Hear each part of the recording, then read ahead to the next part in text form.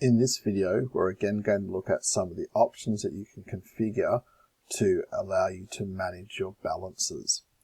So the first ones we'll look at are on the left-hand side, which is to do with changing your settings.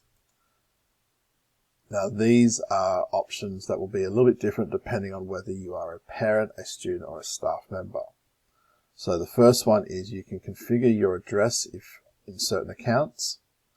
The second one is you can configure how you might receive email statements. So you can turn them on, being daily, weekly, or monthly.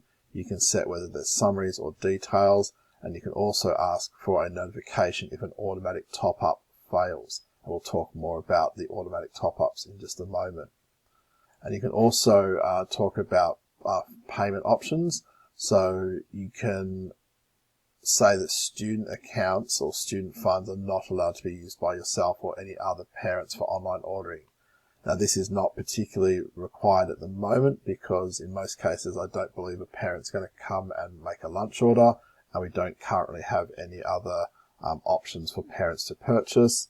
However, this system is capable and possibly may be used in the future for other payment options that we have at North Keilor. So if that does happen in the future, then you may decide to turn this option on. For staff and students, the only real options you'll be looking at will be these options here. The other two are primarily for parents.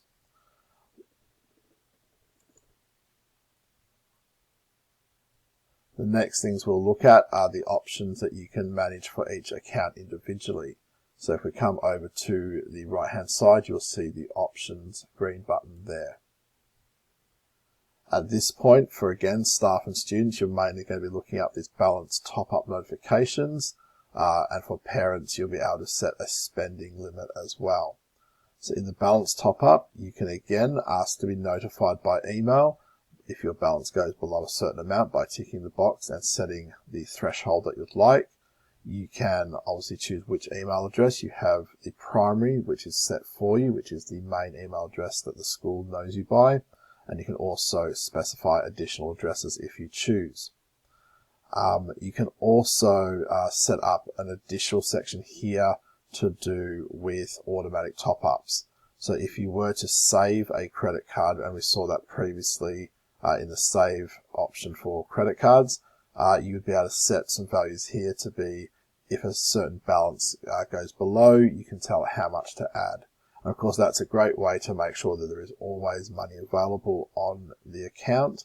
However, you certainly don't have to do this. You can choose to manually add a balance as you need it, but it is a good idea to maybe add a small auto top-up to make sure that yourself or your child always has some money available for purchasing at the canteen or purchasing lunch orders if you choose.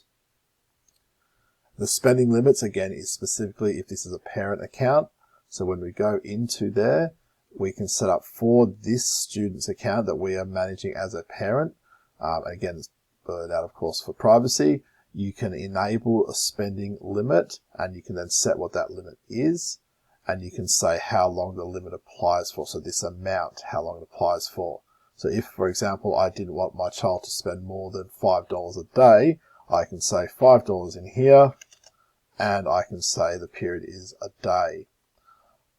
If, for example, you were maybe doing this over a longer period, a week or the 4 weeks, you might want it to reset on a particular day. So you can set the date here for the next reset. So it might be that you give your child their allowance, so to speak, on a Thursday. So you can work out what the next available Thursday would be, being the 22nd at the time of this video. And then that would become the reset day, a little bit like a payday, if you like. The automatic top-up could happen, or the spending limit would be reset, So every Thursday, in this case, the $5 spending limit would be reset, and they'll be able to have another $5 for the next week. And of course, once you've set that, you save it, and it goes back to the main screen. And of course, you would need to set those limits on each individual student that you are managing. And again, you might set, of course, different limits for a younger child compared to an older child.